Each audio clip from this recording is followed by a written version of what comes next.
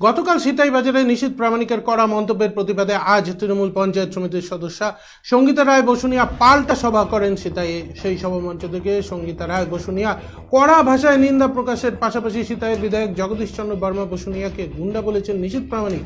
সঙ্গীতা রায় বসুনিয়া তার পাল্টা মন্তব্যে নিশীথ প্রামাণিককে কড়া ভাষায় আক্রমণ করেন এদিন। পাশাপাশি যে জায়গায় গতকাল বিজেপি সভা করেছিল সেই সভাস্থল গোবর জল দিয়ে ধুয়ে দেয় মহিলা কর্মী ও নেতৃত্বরা। আপনারা দেখছেন সিতাই বাজারের ছবি, যেখানে গতকাল সভা করেছিল নিশীথ প্রামাণিক, আর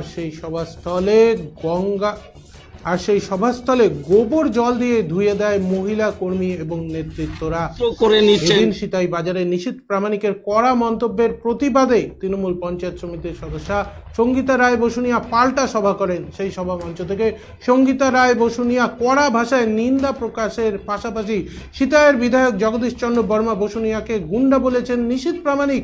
সঙ্গীতা রায় তার পাল্টা মন্তব্যে নিশীথ প্রামাণিককে কড়া ভাষায় আক্রমণ করেন।